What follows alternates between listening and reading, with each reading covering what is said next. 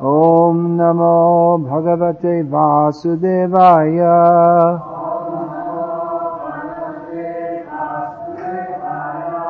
Om Namo Bhagavate Vasudevaya.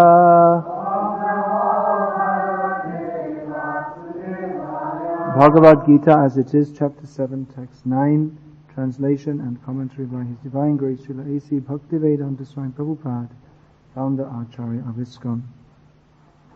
Punyaha Gandhaha Prithivyam Cha Tejaha Cha Asmi Vibhavaso Jivanam Sarava Bhuteshu Tapaha Cha Asmi Tapasvishu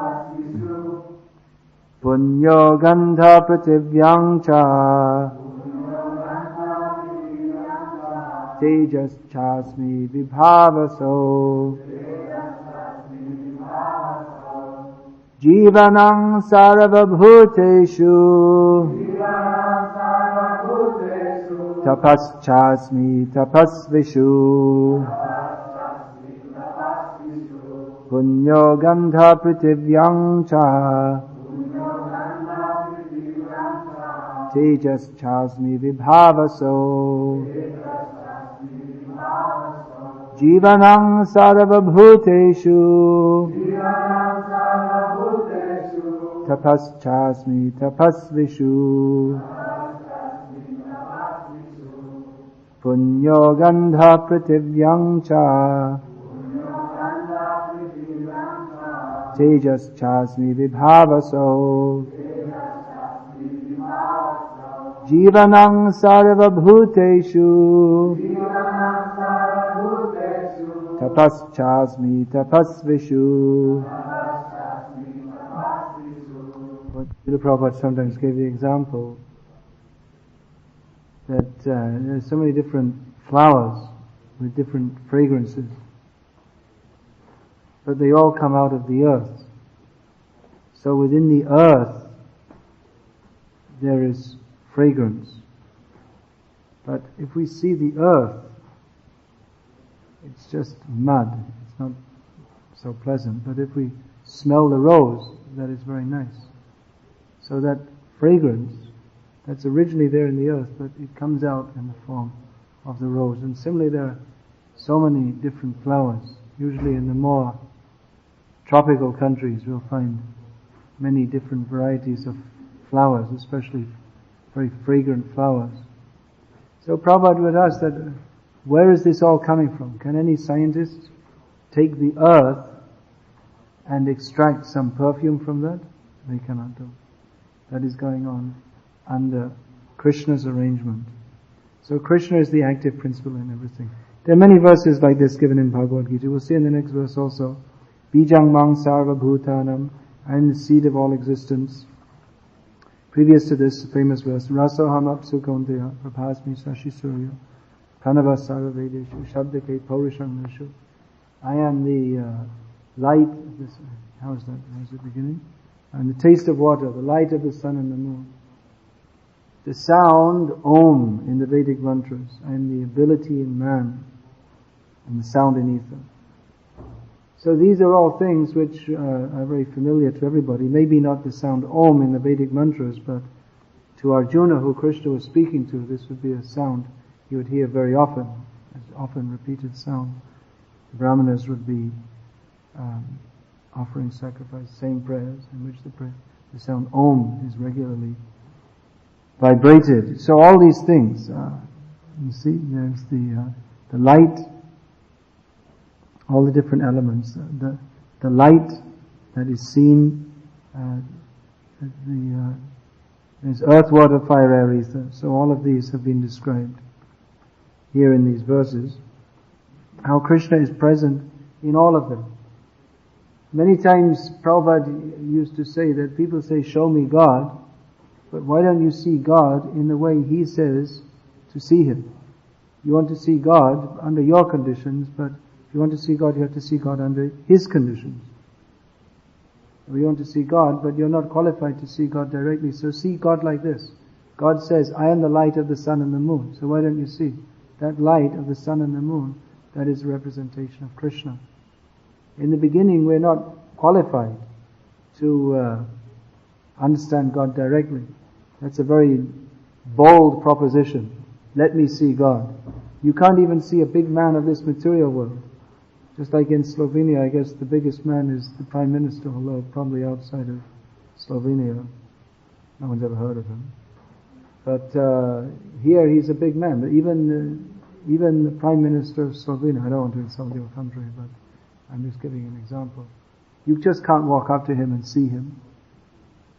You have to make an appointment. Even to get an appointment may not be very easy. You say, who are you? You just can't walk in to see him. So in the same way, God is the greatest person. He creates, maintains and destroys millions of universes. And you think that just, show me God. You think He's going to come and, yes, I'm here. I'm at your command, whatever you say. No. Rather, we have to become qualified to see God. If the atheist, it's almost as if he says, I don't believe in God, he will say. As if God's existence depends upon him. That if one day I might believe in God, and then by my mercy He will exist. Otherwise, as long as I don't believe in Him, He doesn't exist. But it's round the other way. God is not subject to our conditions. Someone says, well, I think if there was a God, He should be like this, or He should be. But it's not what we think. What a foolish mistake. That I think God should be like this. But rather, we should be how God wants us to be. And then we could see Him. So, to understand God, we have to become pure. He reveals Himself to His devotees. He doesn't just show Himself to anybody. Why should He? He's not at our beck and call. Rather, we are at His beck and call. So to understand God, we are very much polluted, grossly contaminated. How are we going to understand God? How are we even going to begin to understand God?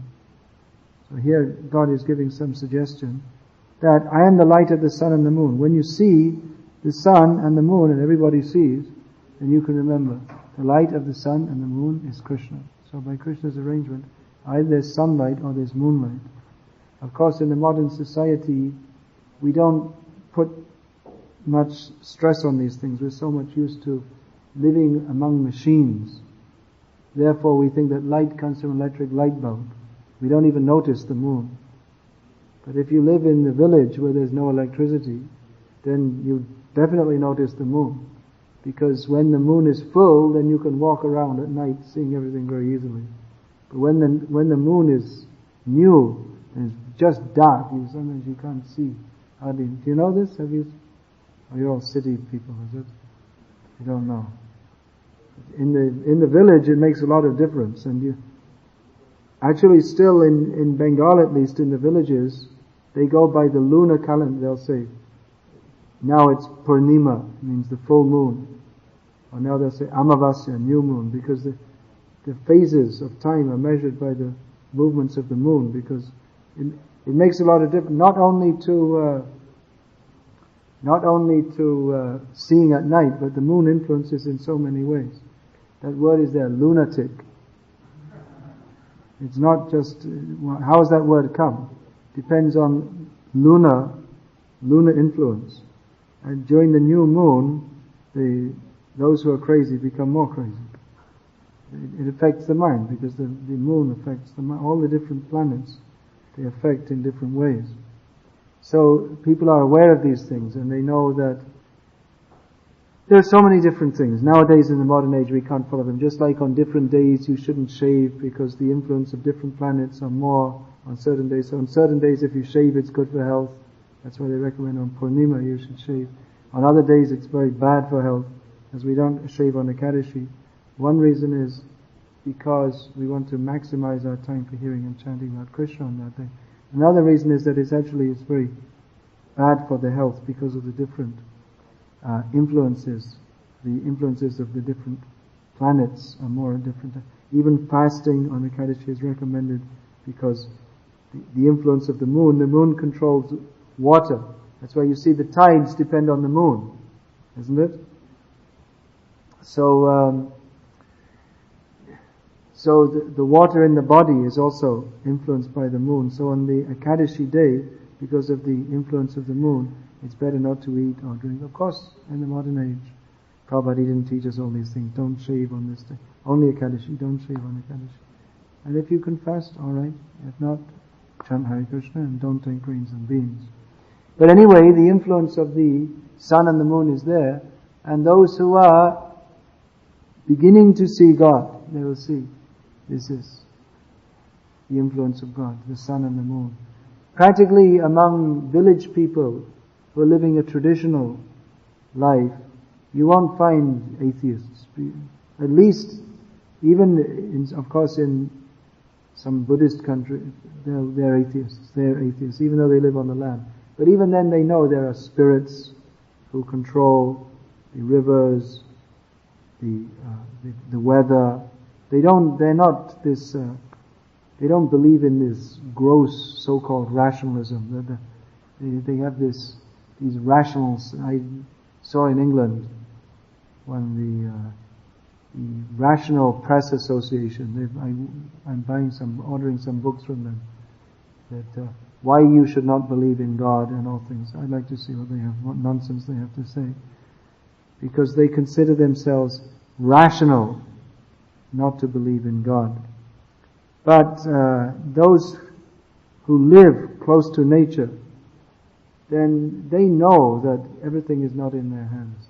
Modern rationalists, scientists, they have this absurd idea, we will control nature, we will conquer nature. Have you ever heard that? They say this? Madness. As now there's some hurricanes in Florida. Bring all the scientists. Tell them, control it. Can you control it? We'll put you in the 300-kilometer wind and ask you to control it. You'll be blown away. You can recite your scientific theories, x squared plus y squared, and boom. You'll be blown away. You can't even say it. So those who live close to nature, they're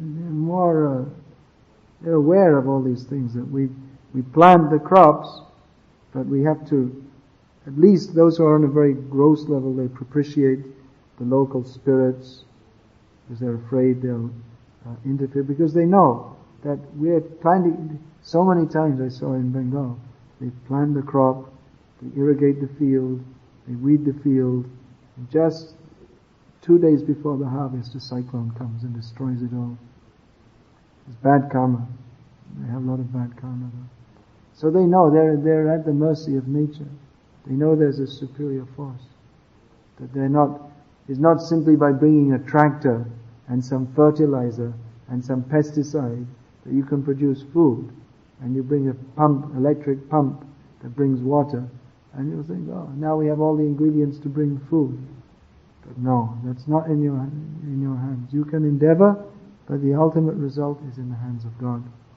So those who live close to nature, they see all these things. That's why Krishna is recommending. Krishna consciousness is active in every sphere, Prabhupada says. So in every sphere, you can see God. Rasoham. In earth, there is fragrance. And all the elements are mentioned in these two verses. So rasoham, I am the taste of water. So every time you drink, you have to drink water. Everyone should drink water. You have to drink water. So when you drink, that taste is Krishna. That taste represents Krishna. For those who are not able to understand immediately Krishna, the Supreme Person, they can understand. This taste represents God. And those who do understand Krishna as the Supreme Personality of Godhead, they can also remember when they drink water, this taste is Krishna. Prabhupada gave one example. Sometimes our devotees are a little confused. Prabhupada said that whatever you like to drink, that taste, that is Krishna. You appreciate the taste. That's very nice. Just like sometimes they used to make this kind of nectar drinks with milk and cream and honey, and mix in some ghee and some fruits, and it tastes very nice. You can imagine, especially when it's offered to Krishna. So that taste is very nice, but any taste that cannot take place without the interaction. Water must be there for the taste buds to be activated. So anything you like, even wine, Prabhupada said. if you are addicted to wine, then if you simply think, when you're drinking wine, you like it so much that this taste is Krishna, so you're appreciating Krishna. The Prabhupada said, one day you will be a great devotee. He was not recommending that you drink wine as a process to become Krishna conscious. But the idea is that from any situation you can make a beginning. Even if someone is addicted to wine, he won't, no, I won't give it up. So even in that situation, just think that taste is Krishna. So earth, water, fire. Tejas chasmi vibhavaso. The heat in fire is Krishna. That amazing principle.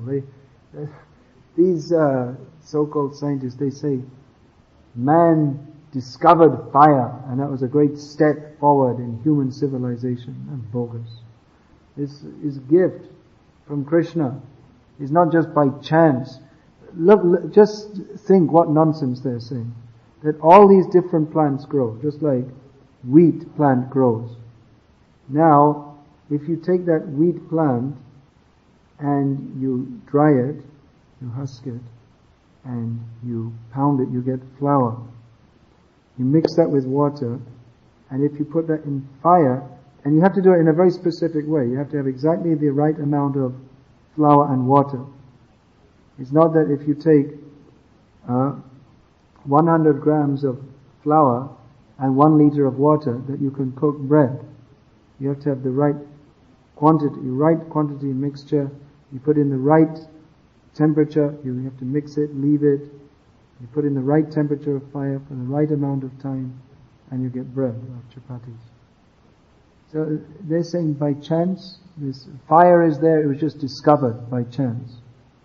Then how is it so many foods, they need cooking, and when you cook and mix them all together, such a nice flavor comes. Spices.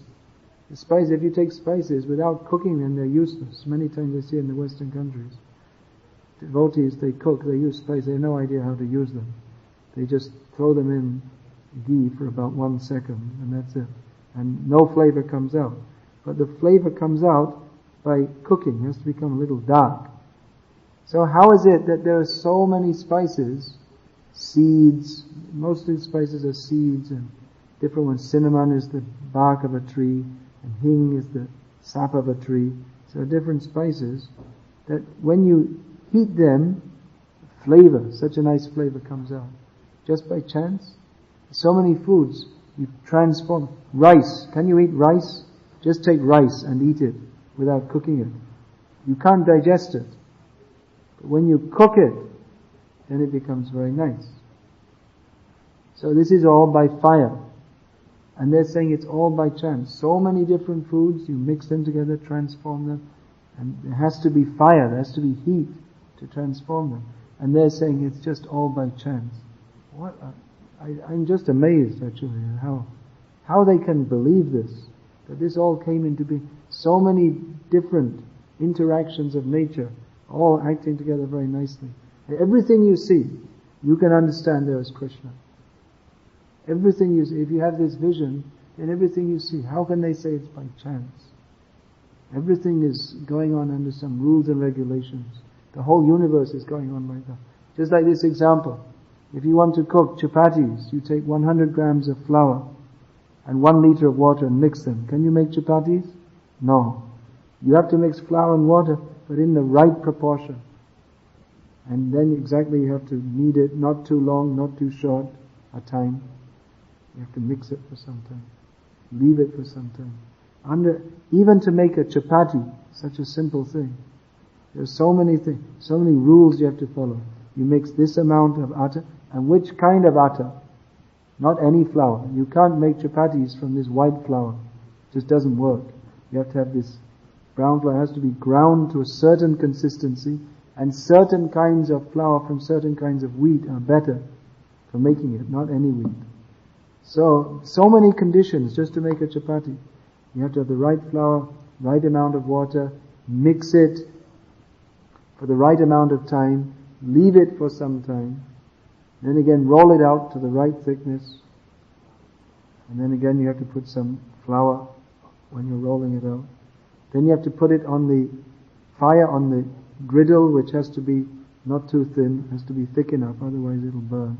The temperature has to be right, then you get a nice chapati. So to make one chapati, so many conditions to follow. If you don't follow, you get something like a rubber tire. Not nice, and you're trying to chew it. But if you know how to do it, then very nice. So many conditions to make a chapati, and they're saying just by chance, it's all by chance, everything just by chance. No. Krishna's hand is in everything. Krishna's designed everything. So everything you see, earth, water, fire, air, the smell. The smell, that's also smelled through air. Through your nose you smell. That example is given in Gita also.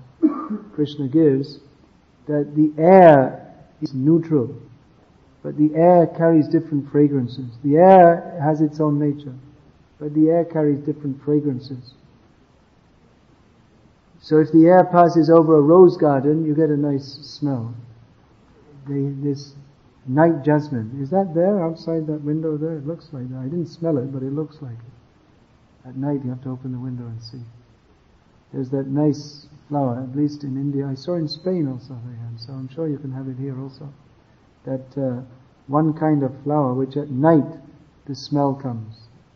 Rajanigandha in Bengali it's called. It means it smells nice at night. So that very nice smell, if the air comes past the nice flower, you get a nice smell. And if the air comes past the garbage heap, then you get a bad smell. But the air itself is not affected by all these things. So that example is given by Krishna in Gita, that the spirit soul is independent of all these material identifications. But because we come in contact with the different modes of material nature, we appear to be influenced by them. But actually we have no intrinsic contact with them. Just like the air smells nice, but the air has no intrinsic contact with the rose or the garbage or with anything. So earth, water, fire, air, ether, shabda ke, I am the sound in ether, Krishna says. Any sound you hear, that sound is also Krishna.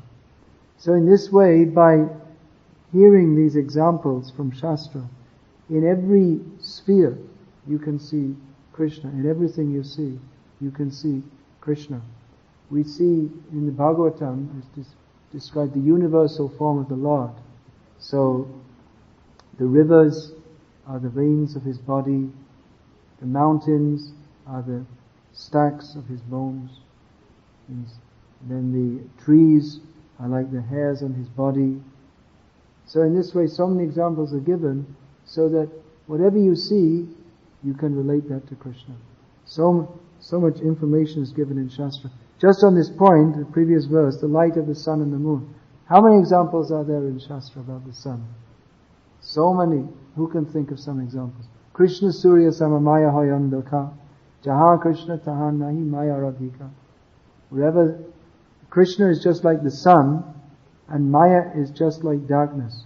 So wherever there is sunlight, there is no question of darkness. So in the same way, if we're Krishna conscious, there's no question of Maya. So in like this, actually you'll find there are dozens of examples given in Shastra just about the sun. Just like this whole material creation, it is this Maya is compared to a cloud. Now we are covered by Maya. We can't see the sun. But from the sun's point of view, the cloud is very insignificant. The cloud is created by the sun, and by the power of the sun, the cloud is eventually dissipated. So in the same way, from Krishna's point of view, this Maya is very insignificant. But from our point of view, we can't see anything. We can't see the sun, because we're covered by the cloud of Maya. So like this, you'll find so many different examples given in Shastra. We should study regularly Shastra and absorb our minds in this. And therefore, when we see here you see this previous verse, that famous example. The sun, the sunshine, the sun globe, and the sun god, which is an example given to explain Brahman realization, Paramatma realization, and Bhagavan realization. You can say, at least in English, you will say during the daytime, the sun is in the room. That means the sunlight is in the room. It doesn't mean the sun planet is in the room. But the sun is in the room. Do you say like that in your language? You say the sun is in the room. Okay. So that means some realization of the sun is there. The sun as light. That's preliminary realization. Then if you realize the sun, actually the light comes from the sun planet. So that's like realization of Paramatma. You have a localized, this specifically is the source of the light. But then, a more complete realization is to understand that within the sun planet, there is the sun god, who is regulating the movements of the sun planet. So that's like Brahman realization, to realize the personality of Godhead. So there are so many examples. In the Brahma Samhita it said, Yat chaksharesha savita sakala grahanam raja samasta sura murti rashesha teja yat yagya vramiti samrita kala chakra govindamadi purusham tamaham bhajami. The sun is like the eye of Govinda, the original personality of Godhead. And under Krishna's order, the sun is rotating. Under Krishna's order, the sun is the king of all planets. So, when we see the sun, we can remember Krishna.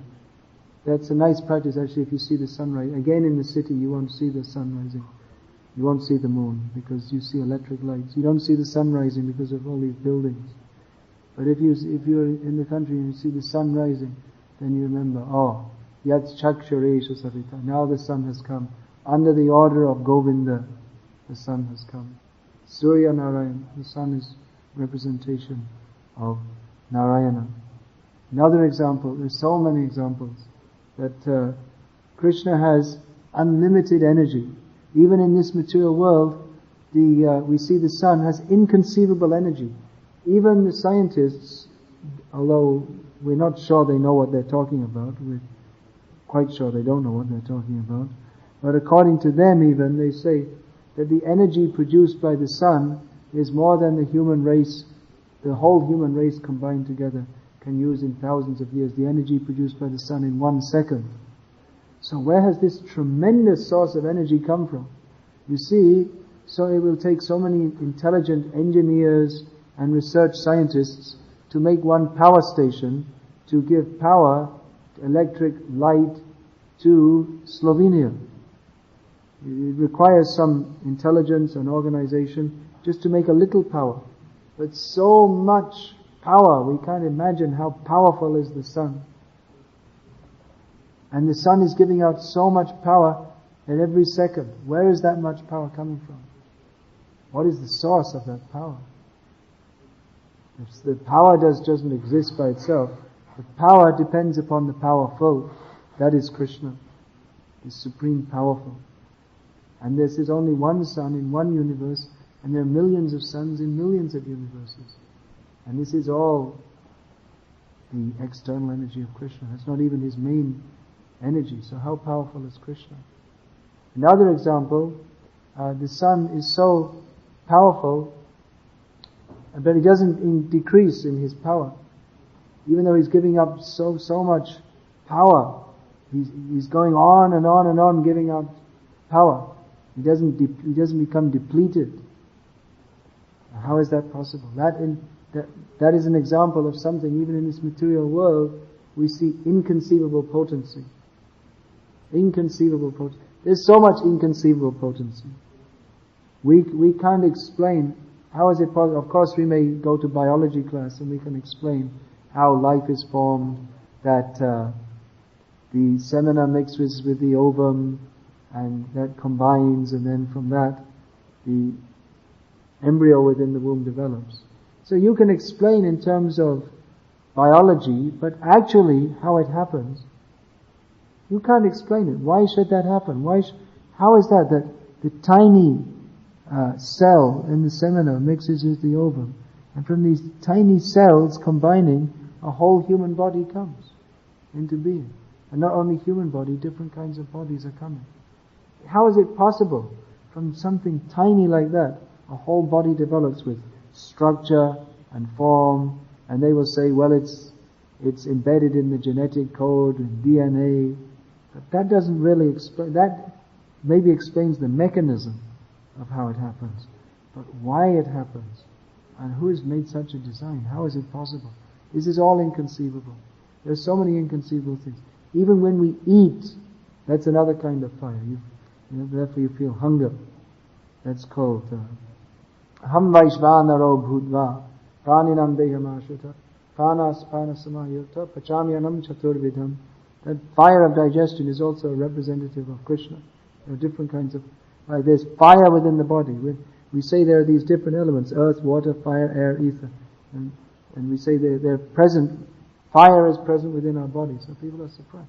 Fire? Yes, there's fire. Otherwise, how is there heat? The body is warm. That means there is fire. Means not the fire you strike with matches. A different heat energy. How is that warm? And that digests the food. How does that take place? We eat. We eat prasad, and non-devotees, they eat various kinds of things. Actually, it's a miracle. You can explain that in the stomach, the glands secrete different kinds of acids which digest the food. How is that all going on? How is that possible? We don't even think about it. We eat. I say, that was very nice. And we pass stool, and the food, you see, we have chapatis, dal, rice, sabji, and that transforms into blood, fat, energy, some transforms into stool. How is it going on? When we eat, we don't give an order, now the tongue should secrete the tongue and the glands in the palate should secrete some saliva. And now the stomach should secrete different acidic acids for digesting the food. And now the intestines now some part should go to the pancreas and and from there to the intestines. We don't send orders.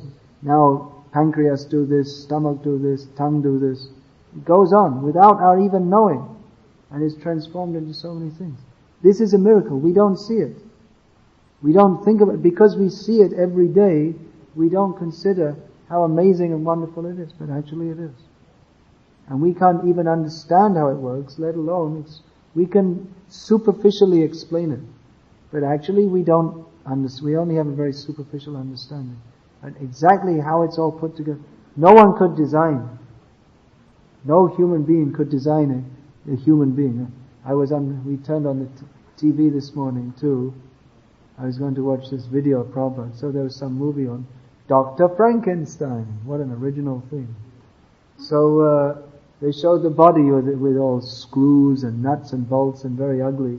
So even they had some idea that if we were to make a human body, which they can't, but even if we could, we couldn't make it. It would be so nice. It would be something ugly and horrible.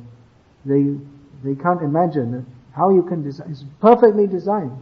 The human body, not only the human body, even the ant body is so perfectly designed. Prabhupada would say, you can design the Boeing 747. Now they have 757, 767. So many Boeing kind of jets. But you can't. That's not as well designed as a mosquito. Mosquito is, you see the mosquitoes are flying, you'll have big clouds of mosquitoes. Here you only have a few mosquitoes, but where I live sometimes you see big clouds of mosquitoes. So they're all flying, they don't crash, no crashing. How is that? Because they have a better system of design than you have. You see? So God's creation, that's more than, you see the fly is flying and the fly is landing, very advanced system. They land upside down. You can't make your planes do that. Very advanced system. So, why don't you at least give credit to Krishna, Supreme Designer? Why are you such a rascal? You deny Krishna. Everything, the light, the heat, the water, these are all gifts from Krishna. At least, even if we want to enjoy this material world, which is a foolish proposition, but at least we should recognize that the ability to enjoy these things, that comes from Krishna. So the beginning of God consciousness is to recognize that there is a supreme controller, there is a supreme designer. And that's actually more intelligent. If you want to enjoy this material world, then why not approach Krishna? Why deny him? If you want to enjoy nice things, you can ask Krishna. Krishna, why don't you give me some nice things to enjoy? That's the beginning of God consciousness. Akama sarva kama va moksha kama udaradhi tivrena bhakti yogena yajeta purusham param. Even if you have all kinds of material desires, or even if you want to get liberated, or even if you have no material desires, worship Krishna. That is the most intelligent thing to do. So here, Krishna is giving the beginning of understanding of Krishna consciousness, seeing Krishna everywhere, through seeing him in the elements. Nothing is different from Krishna. Everything is the same as Krishna in the sense that everything is expanded from Krishna. In one sense, everything is God. Some people say everything is God. That's true. Everything is God. We don't deny that. He is everything. But at the same time, he is different from everything. He is everything, and as much as everything is produced from him. Maya tatam idam sarvam jagad avyakta muritina matsthani sarva bhutani na chaham teshvavastita. Krishna says here in Gita that everything is produced from me, nothing is different from me, everything rests in me, still I am different from everything. So this is perfect vision of understanding the absolute truth. Everything you can see, take so many examples from Shastra, and understand everything is God because nothing is different from him. Everything is going on by his potency only. Not a blade of grass can move without his sanction. At the same time, he is separate from everything, he is the supreme controller of everything, he is superior to everything, we are subordinate to him. So the first stage of God consciousness is to at least accept his existence and be grateful to him for the gifts that he has given us. Actually, this world, we say it's a miserable place, but the karma is there making it more miserable. Otherwise, the world is not as bad as they make it. If you see, the countryside, the fresh air is blowing, at least in the summer, the weather is quite pleasant. So God's gifts are there. We can live peacefully by God's grace.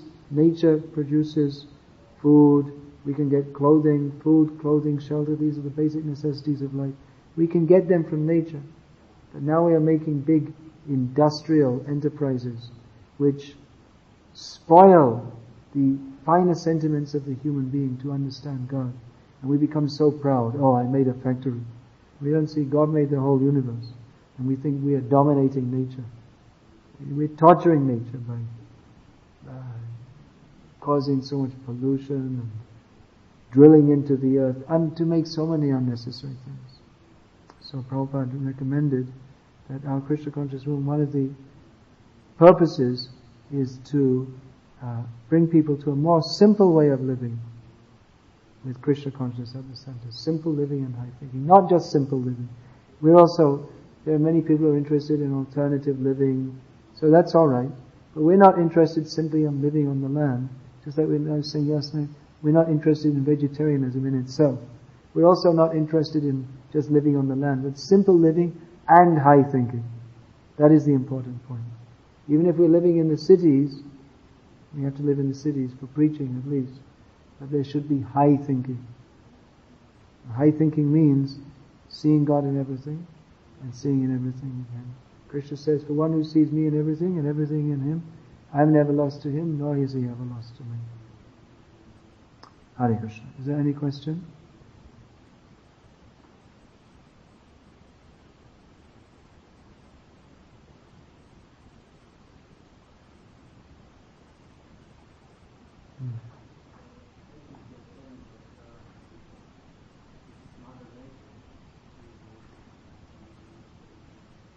Then who is the father?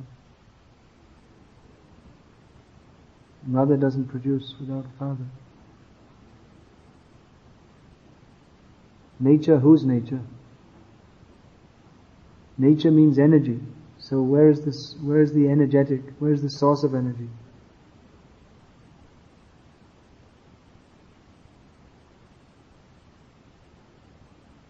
That's called Vrishchika Tandula Nyai, the logic of the scorpions and the eggs, the scorpion and the rice. So someone sees that scorpions are born, the rice is stacked for storage. So some way or other there's some fire inside the rice. So if you put your hand inside a stack of rice, which is kept for storage, you'll find it's quite warm. So scorpions lay their eggs inside that, and they hatch out. You also get scorpions here, right? Yeah, we saw it at just one of these towns, Zada, I think. Not very dangerous. Anyway,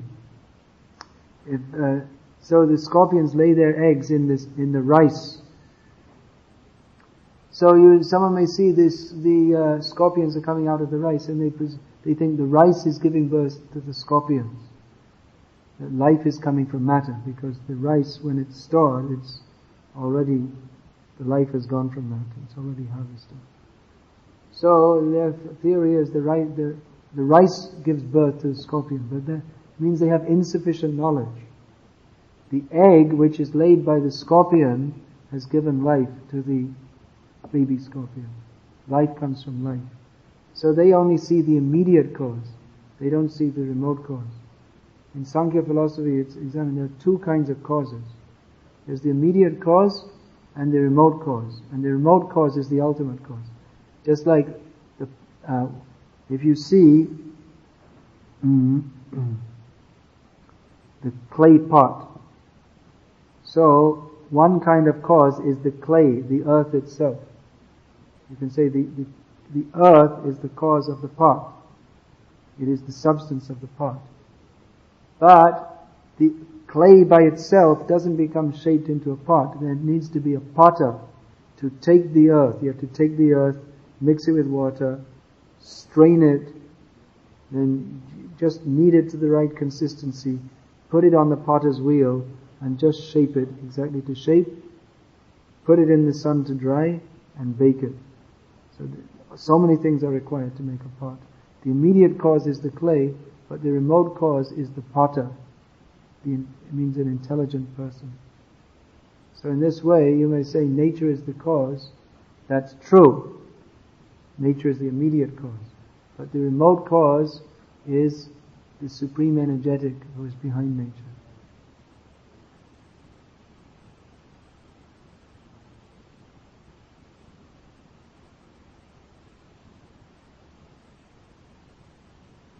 Any other question? Yeah.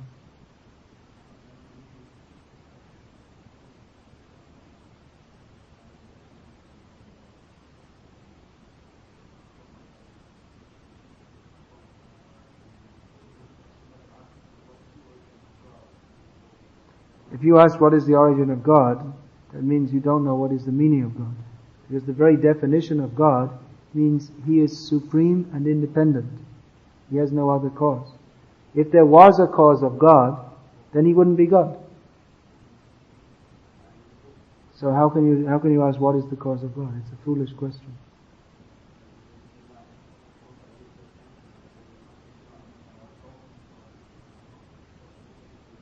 Yeah, it's a logical impossibility to have that there is an ever, there's some term for that, an ever receding, this is cause, the cause, then what is the ultimate cause?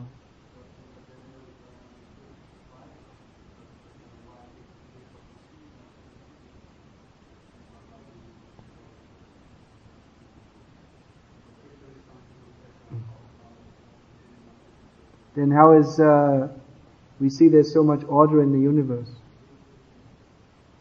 Where there's order, wherever we see order, there is design behind that. It's not, then how is that, is it just happening by chance?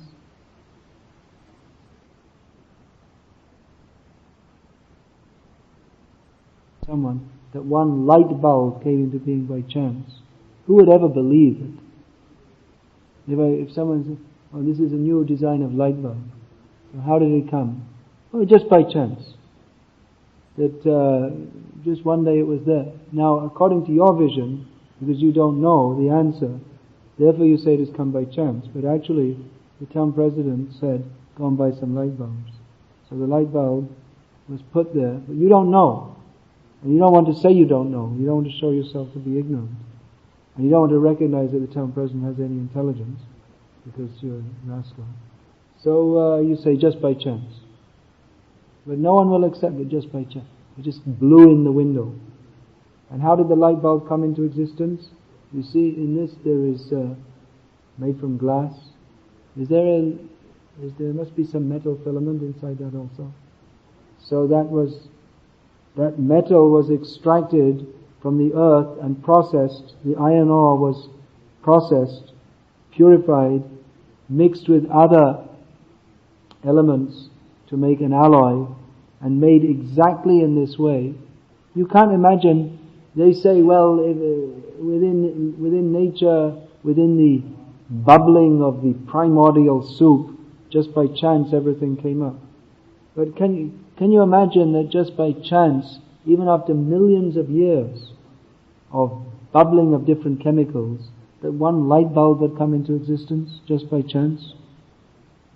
Would anyone think it possible that if there were all different kinds of chemicals under different conditions at different temperatures, that just by, within nature, just by chance, a light bulb will come out, the primordial light bulb? Would anyone believe it?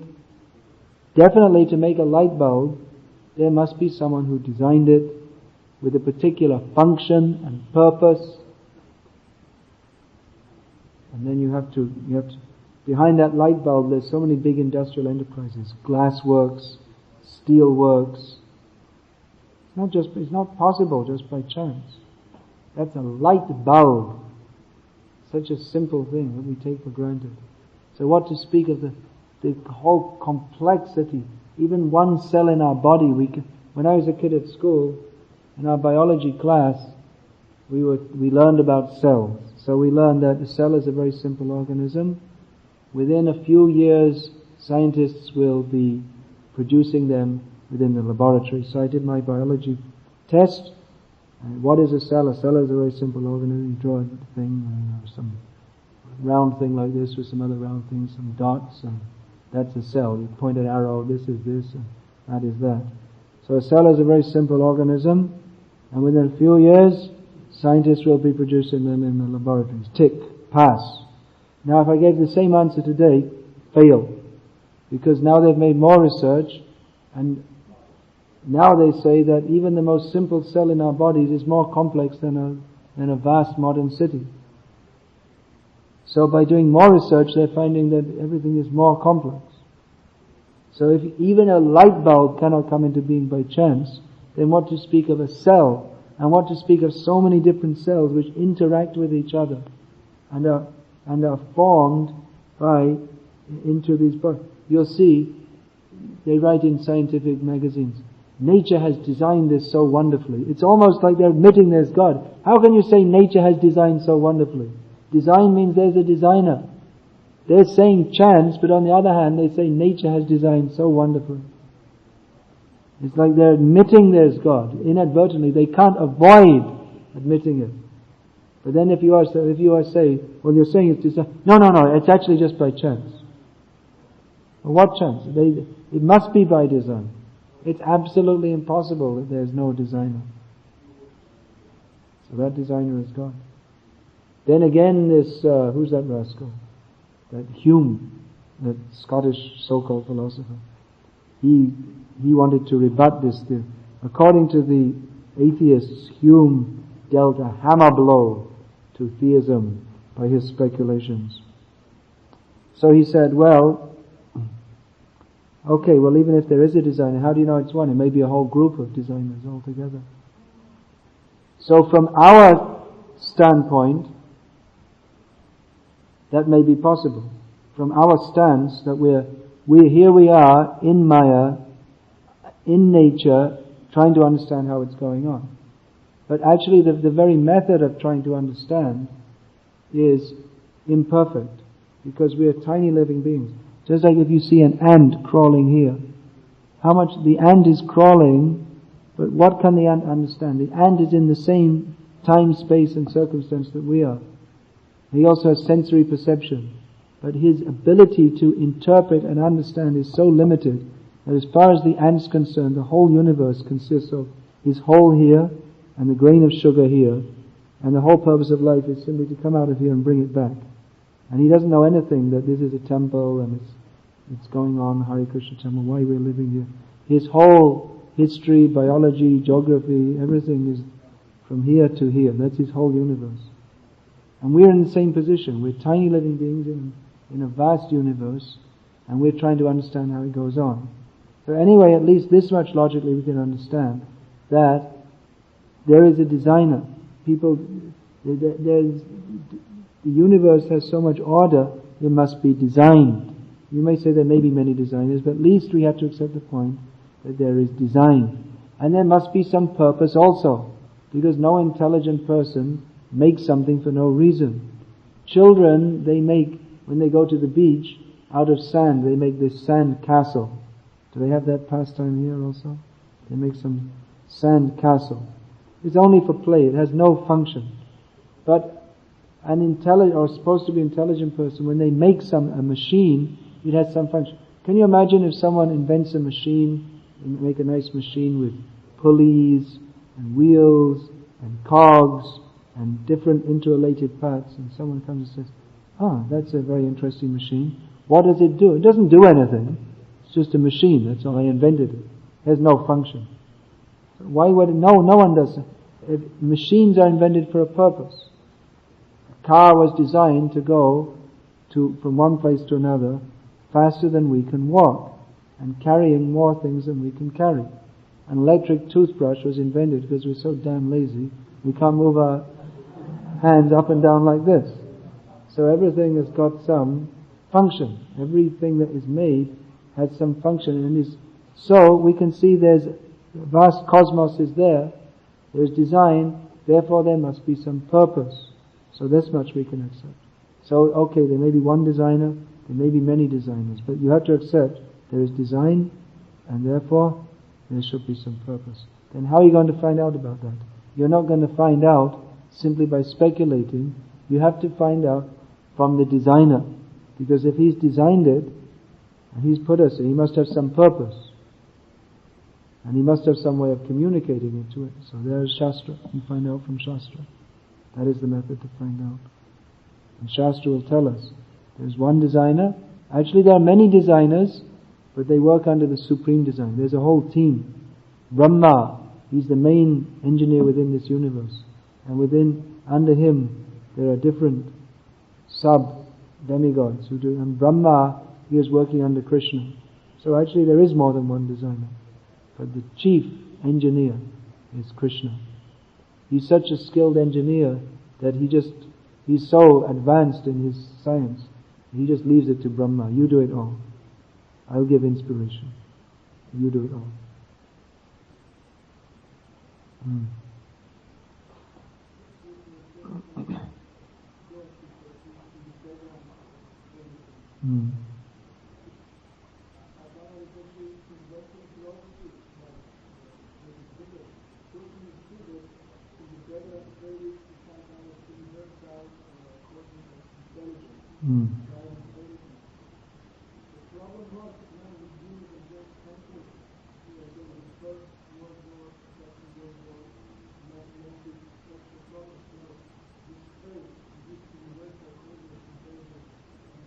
Yeah, because people think that God is supposed to fulfill our sense gratification. Prabhupada gave that example that his godbrother from Germany, Sadananda Prabhu, he told him that previously in Germany everyone used to believe in God, but they're praying to God, the women were praying, please send our fathers, sons, brothers, husbands back. But hardly anyone came back. So they all became atheists. But God, He didn't fulfill our desire, then why should we believe in Him? And most of the people who were previously believed in God, they ceased to believe. What's the use in believing in God if He doesn't do what I want? That's their idea. So Prabhupada, when he first landed at London airport, he first came to London, then one newspaper reporter came up to him challenging, What have you come here for? Prabhupada said, I have come to teach you what you have forgot. God. Prabhupada many times said, for the first time in the Western world, scientific knowledge of God is being presented. Before there was some sentimental idea. God created the world in 6 days, then he was tired, so he had to go to sleep. Therefore, Sunday, we were realizing Sunday is the day you do nothing. Because God does nothing because he's so tired, so you also should do nothing. Sleep. So, some rudimentary ideas, but not proper understanding. Therefore, when all these atheistic philosophies came out, the Christian church couldn't stand up to them, and therefore there's so much compromise. Now, did you see that? That recently came? That the Pope accepted evolutionary theory. It's now accepted by the Catholic Church. They're compromised. They can't stand up to, because they don't have any philosophy. They don't have any proper understanding.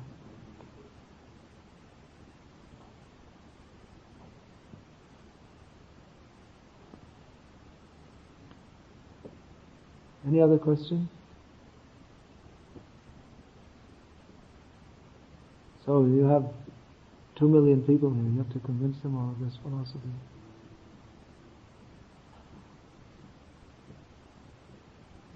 Read these books. Read Prabhupada's books. Everything you need to know to become fully Krishna conscious is in Prabhupada's books. And everything you need to preach Krishna consciousness, it's all in Prabhupada's books. Study again, again, again. And you'll understand the books by going out and preaching to others. Then realization will come. Hare Krishna. Srila Prabhupada ki jai. Bhagavad Gita as it is ki jai. Mahaprasad ki jai.